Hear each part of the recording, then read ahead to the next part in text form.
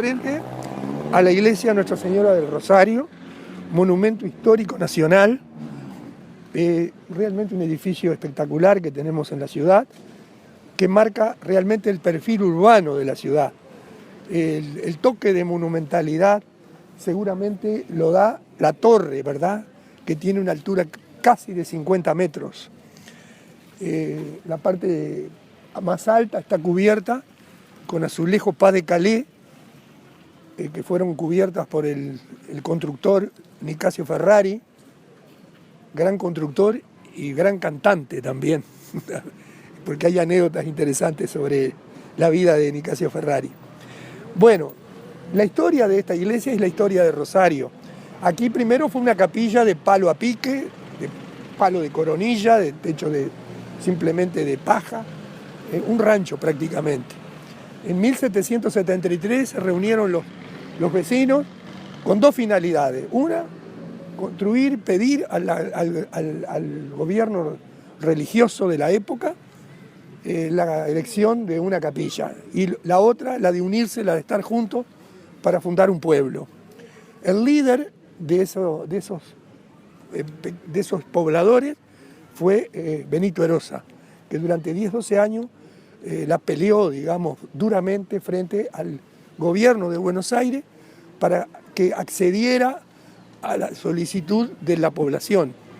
O sea que fue un pedido de pueblo a gobierno, ¿no?, para que el pueblo naciera. En un contexto realmente dramático, porque los terrenos estaban en litigio y había una serie de problemas que es imposible en el corto tiempo que tenemos hoy de hablar de esa actividad, de esa situación. Luego, en el año 1834, se construye un nuevo edificio, ya con otro tono más de progreso. O sea, desaparece el primitivo rancho y se construye bajo la batuta de un cura que fue una figura excepcional de Rosario, que se llamó Carlos Costanilla. Costanilla, que fue quien juró la Constitución con el pueblo aquí, frente a la plaza llamada Plaza Mayor en la época, como la fundaron los españoles, y que posteriormente se llamará Plaza Constitución.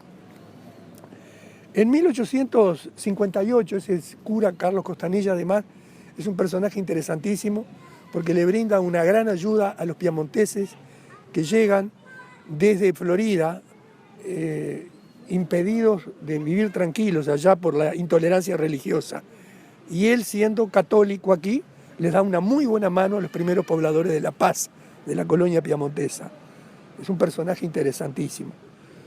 Bueno, por otro lado, por otra parte, en 1834 intentan vender la 34.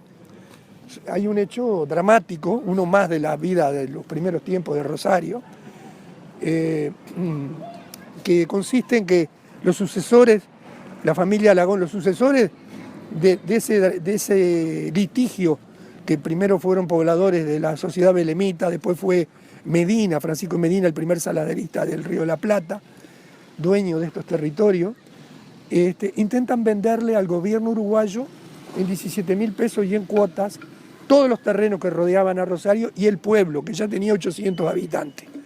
Carlos Costanilla, Pastor Pérez, Atanasio Aguirre se reúnen y ante la justicia uruguaya, ante el gobierno uruguayo, ante el presidente uruguayo primero, Carlos Anaya, que era un presidente interino, la época de Rivera, él se lava las manos y le dice que el presidente no toma resolución.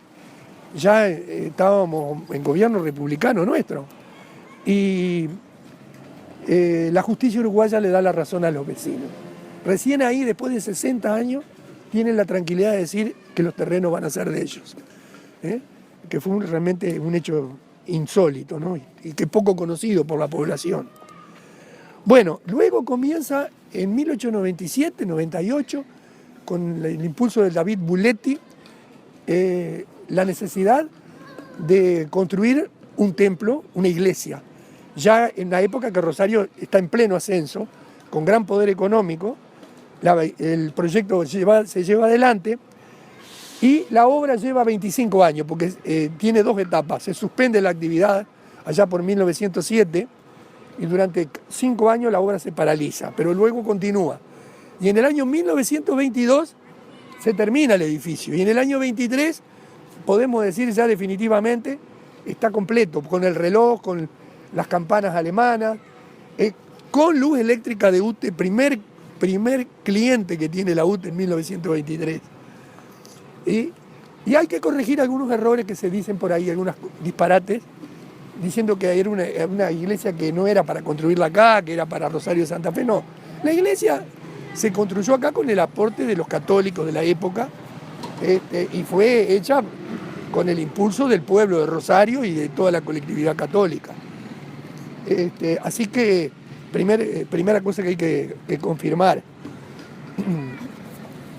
Bueno, la construcción tenemos que destacar a Nicasio Ferrari, que en la parte de construcción, sobre todo en la parte de la torre, la labor de Elsie Arbois, que fue el mismo que construyó la iglesia de Punta Carretas.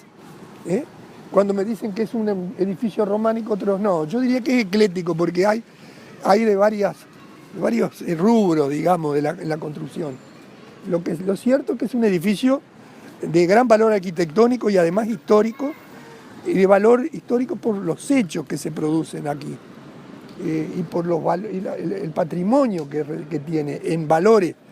El Vía Crucis de las Carmelitas de Ezeiza es una cosa interesantísima que vale la pena destacar, y además hay historia vinculada con Gregorio Sanabria, nada menos, que fue uno de los 33 orientales, que fue enterrado, sepultado en el cementerio viejo de la iglesia, hoy desaparecido, que fue un valor de la Cruzada Libertadora, ¿no?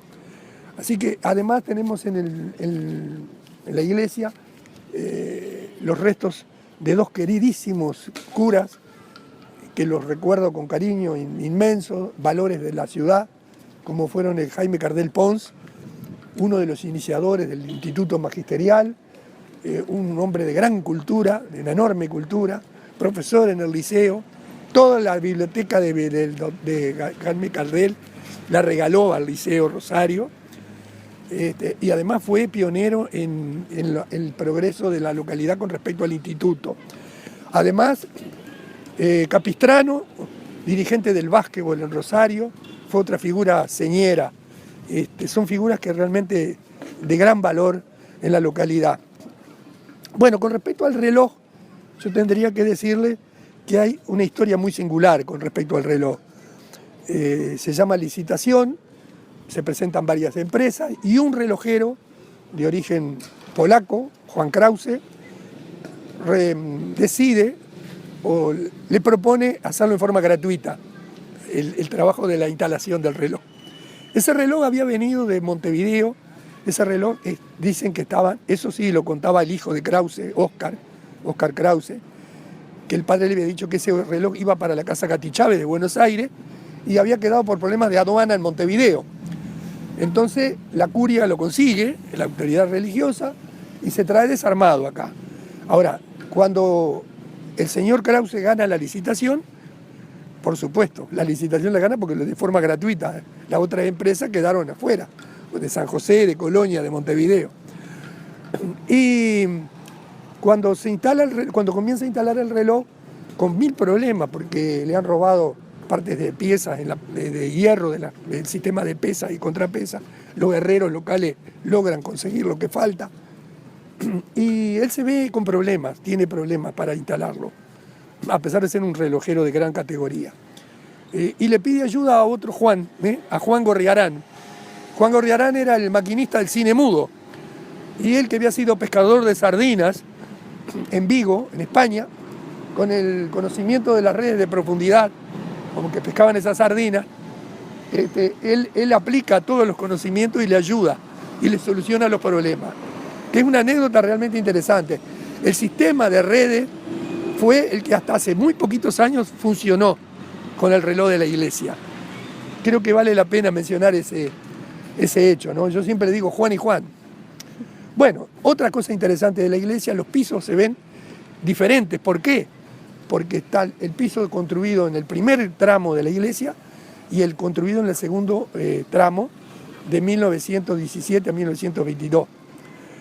El Vía Crucis de las Carmelitas de Ezeiza, repito, es destacable, como también son destacables las imágenes religiosas, ¿verdad?